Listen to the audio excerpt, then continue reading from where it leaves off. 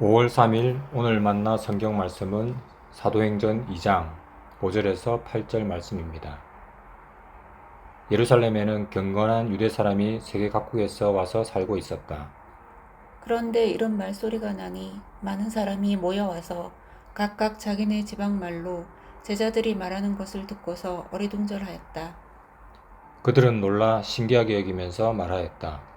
보시오, 말하고 있는 이 사람들은 모두 갈릴리 사람이 아니오.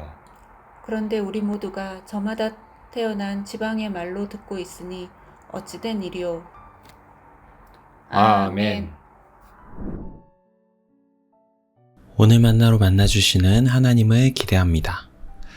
오늘 본문에서 초대교회 공동체는 하나님의 영인 성령을 최초로 체험하게 됩니다. 사실 사도행전 시대 이전에도 하나님의 영에 대한 기록은 구약 성경 곳곳에서 찾아볼 수 있습니다. 하지만 결정적인 차이가 있는데요. 구약 시대의 하나님의 영은 소수의 카리스마적 리더에게만 독점적으로 나타났었다는 것입니다. 왕이나 예언자, 지도자와 같은 사람들에게 말입니다. 하지만 오늘 본문의 오순절 사건을 기점으로 하나님의 영인 성령은 공동체의 교회에 임하게 됩니다. 소수의 특별한 사람들에게만이 아닌 모든 평범한 사람들에게 성령의 영향력이 폭발적으로 확대된 것이죠. 그래서 베드로가 2장에서 이 사건을 모든 영에게 성령을 부어주겠다는 요엘서의 예언의 성취로 해석한 것입니다. 그렇게 성령이 공동체에 임하는 중대한 순간 그곳에 모인 사람들의 언어가 바뀌었다고 성경은 기록합니다. 4절 말씀입니다. 그들은 모두 성령으로 충만하게 되어서 성령이 시키시는 대로 각각 방언으로 말하기 시작하였다. 성령을 경험한 사람들의 언어가 바뀌어서 그곳에 모여있던 각 지역에서 온 디아스포라 유대인들이 자기네 지방말로 하나님의 큰 일을 말하는 것을 듣게 됩니다. 여기서 한 가지 생각해보고 싶습니다. 하나님은 성령을 최초로 경험한 공동체에게 많은 현상 중에서 하필 왜 언어의 변화를 첫 번째로 나타내셨을까요? 성령의 능력을 나타내는 데 있어서 언어의 변화보다는 뭔가 더 화려하고 특별한 기적을 보이실 수도 있었을 텐데 말입니다.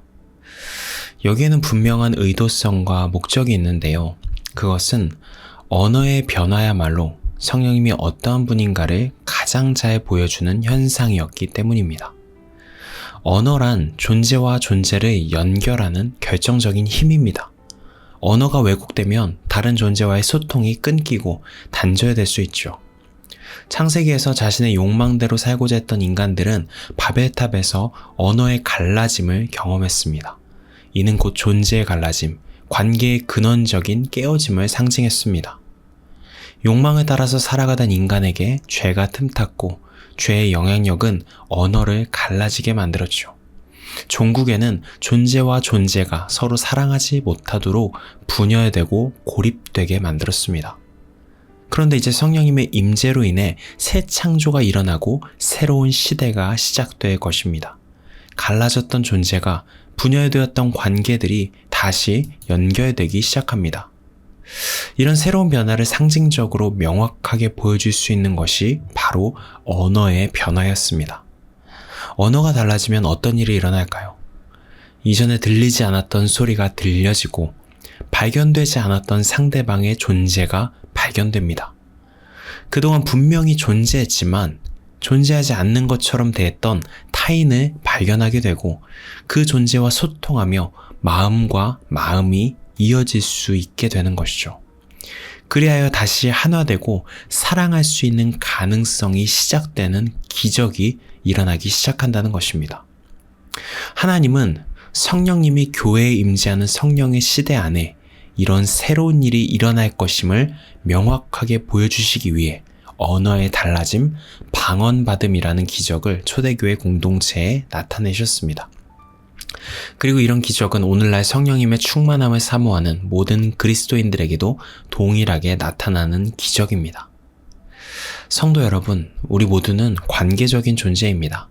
성부, 성자, 성령의 삼위일체 관계 안에 존재하시는 하나님의 형상에 따라 지음받은 우리는 건강하고 온전한 관계 안에 존재할 때 가장 충만한 생명력을 누릴 수 있는 존재들이죠. 하지만 우리 안에 있는 수많은 죄의 그림자들은 다른 이들과의 건강한 소통과 하나됨을 끊임없이 깨뜨립니다.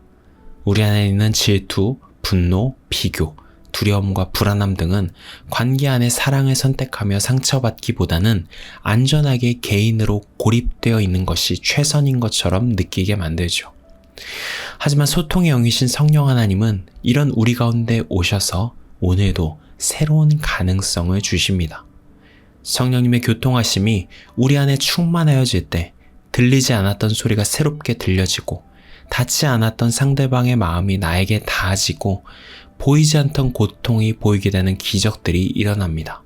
그리하여 진정으로 마음과 마음을 나누고 함께 할 수 있는 사랑으로 향할 수 있게 우리를 추동합니다.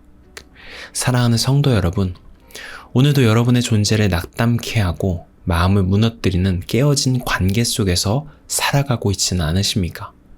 친구나 이웃, 직장 동료와 같은 비교적 먼 관계의 깨어짐도 우리의 마음을 흔들어 놓지만 가장 가까운 가족과의 깨어진 관계는 우리의 삶에 깊은 절망과 무기력함의 그림자를 드리게 하죠.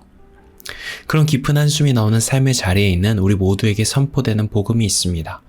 모든 깨어진 관계를 다시 새롭게 하는 힘, 단절되었던 존재와 존재가 다시 연결되어 소통하게 하시는 힘인 성령님께서 우리의 삶의 자리에 찾아오신다는 것입니다. 성령의 충만함을 사모하는 우리들의 모든 깨어진 관계에 찾아오셔서 새로운 사랑의 가능성을 심어주시고 막힌 담을 허물어 주실 것입니다. 그리하여 존재와 존재가 연결되고 마음과 마음이 건강하게 이어지는 평화를 선물해 주실 것입니다. 우리 삶을 그렇게 이끌어 가시는 성령 하나님을 소망하고 또 사모하며 주어진 관계의 문제들을 하나님께 맡겨드릴 수 있는 우리 모두가 되면 좋겠습니다. 기도하시겠습니다. 성령 하나님, 성령님의 교통하심이 우리의 모든 관계에 충만하게 임재하여 주시길 소망합니다. 그리하여 모든 갈라지고 깨어진 관계와 존재가 다시 이어지고 연결되는 은혜를 경험할 수 있도록 인도하여 주시옵소서.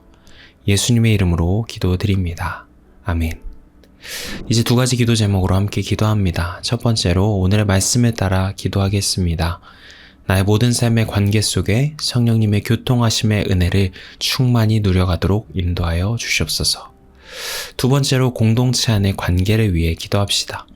순모임을 비롯한 교회 안의 여러 모임을 통해서 존재와 마음이 건강하게 연결되는 성령님의 은혜를 누리게 하옵소서. 이 제목으로 기도하신 후에 개인 기도로 나아가시겠습니다.